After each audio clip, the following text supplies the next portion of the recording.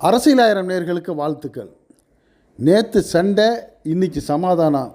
அப்பாவும் மகனும் உண்மையில் சண்டை போட்டாங்களா, நாடகம் ஆடினாங்களா? என்னையா அது கூத்தா இருக்குது? பத்திரிக்கையாளர்கள் கடுப்போடு போக, பத்திரிக்கையாளர்கள் கடுப்பாக பதில் சொன்ன அன்புமணி ராமதாஸ் எங்களுக்குள்ளே எது வேண்டாலும் நடக்கும், எங்கள் கட்சி ஒரு ஜனநாயக கட்சி, இதை பற்றி நீங்கள் அதிகமாக பேசாதீங்க, உங்கள் வேலையை பாருங்கன்னு சொல்லி ஊடகத்துறையை பகைச்சிக்கிட்டு இருக்காரு. அதுக்கு மேலே ஒருபடி மேலே போயிட்டு 5 லட்சம் பேரை கூட்டி மிகப்பெரிய மாநாடு நடத்தினோம். அதையெல்லாம் பெருசாக வெளியில் யார்கிட்டையும் சொல்லலை.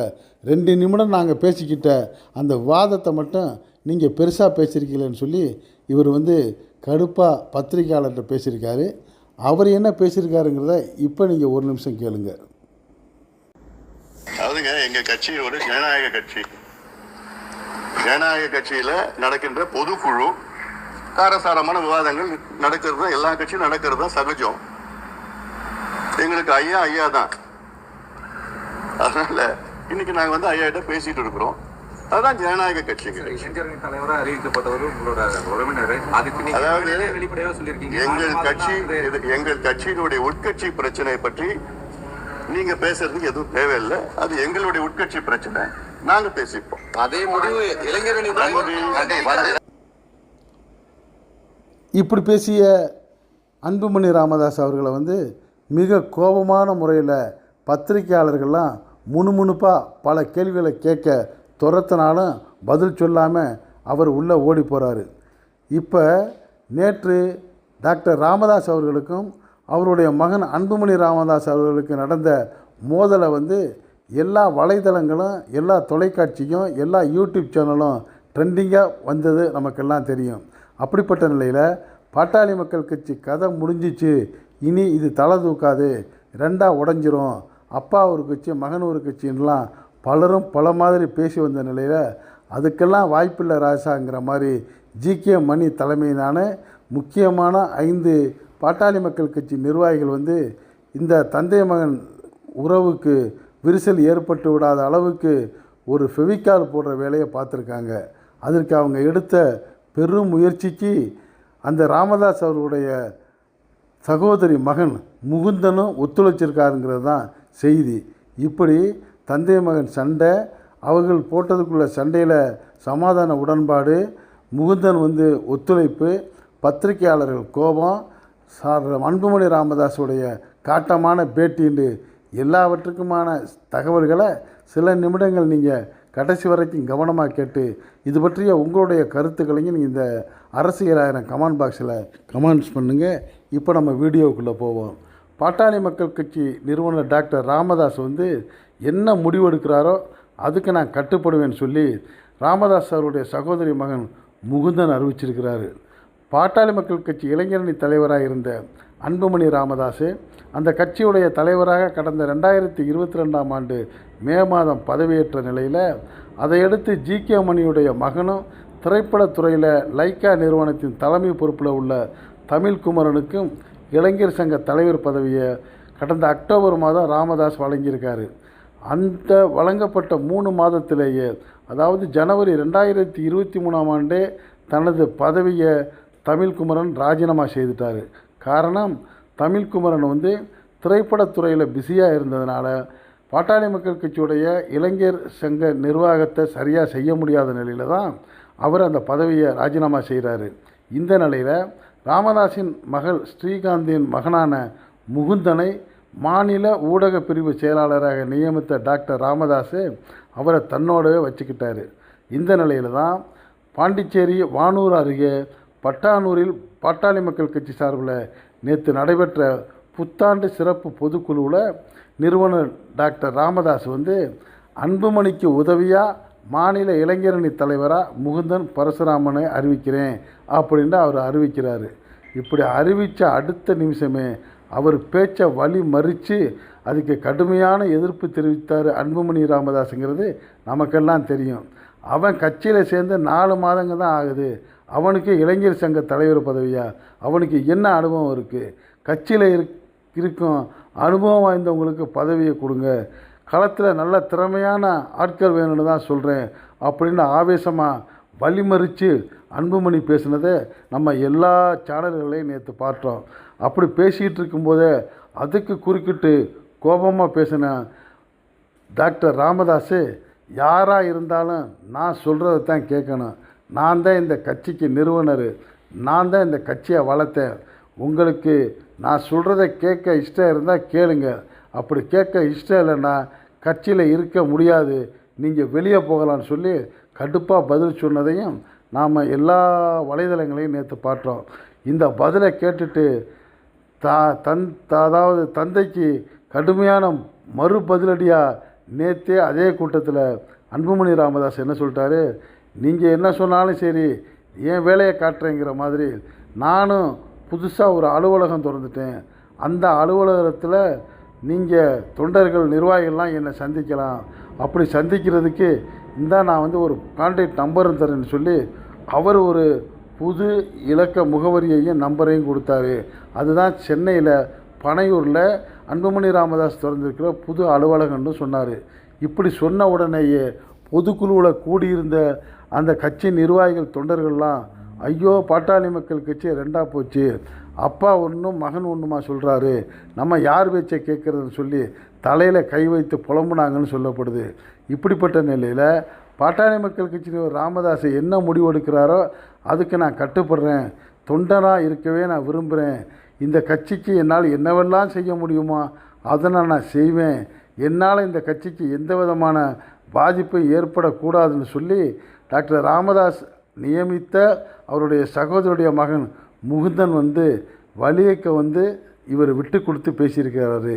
பாட்டாளி மக்கள் கட்சி நிறுவனர் ராமதாஸ் தனது பேரன் முகுந்தனை இளைஞரணி தலைவராக நியமித்ததற்கு எதிர்ப்பு தெரிவித்த அன்புமணி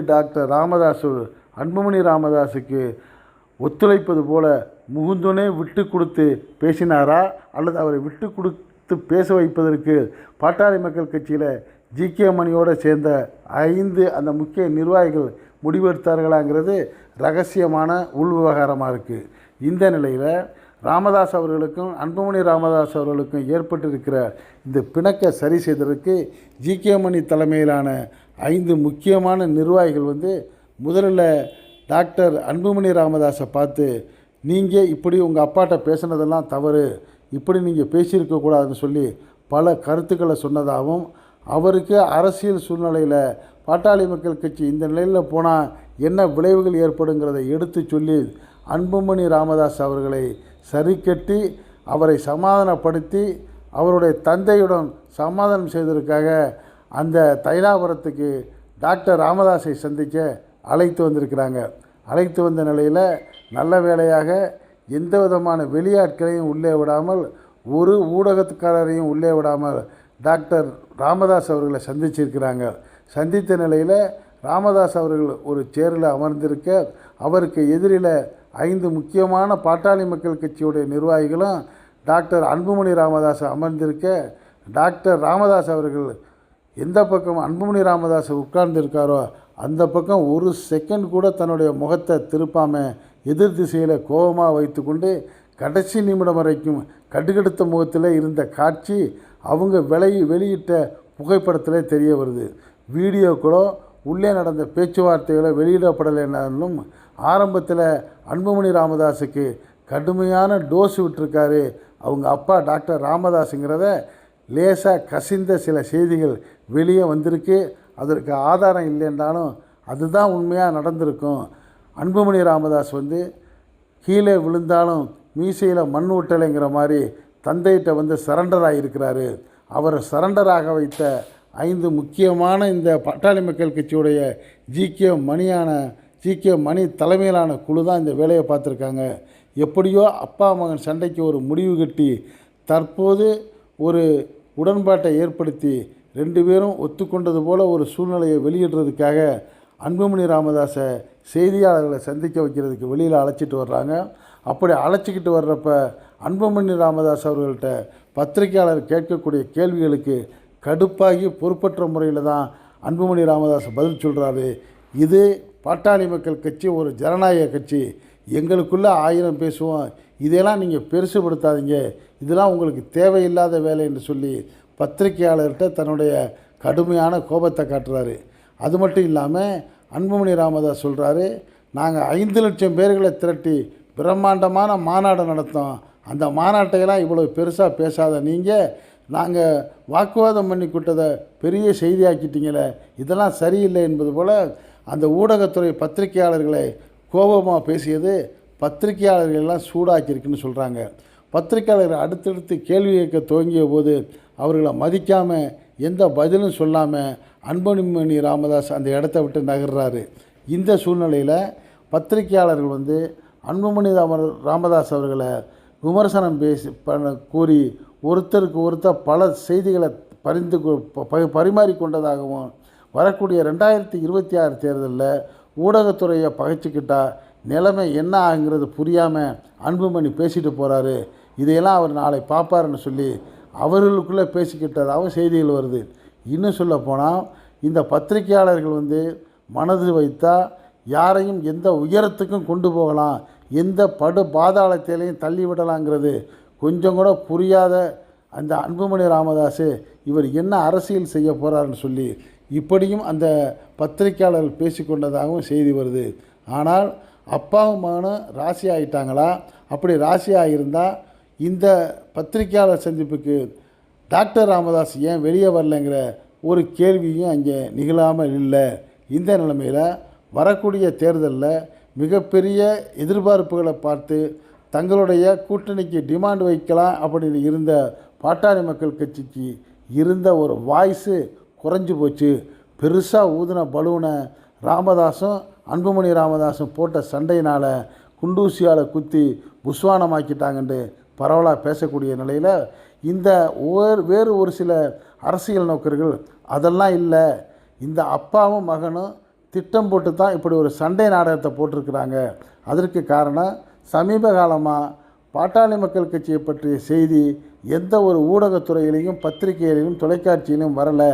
மாறா அதற்கு எதிராக உள்ள விடுதலை சிறுத்தைகள் கட்சியுடைய செய்திகளும் அதன் தலைவர் திருமாவளவன் செய்திகளும் தான் மிக ட்ரெண்டிங்காக வந்ததுனால என்னடா கொஞ்சம் விட்டால் பாட்டாளி மக்கள் கட்சியை மக்கள் மறந்துடுவாங்க போல இருக்கு, ஏதாவது பேச வைக்கணும், என்னப்பா செய்யலான்னு சொல்லி அப்பாவும் மகனும் கலந்து ஆலோசித்து திட்டம் போட்டு இந்த ஒரு கோபமான பேச்சுவார்த்தை நடத்துனது மாதிரி ஒரு நாடகத்தை நடத்தியிருக்காங்க.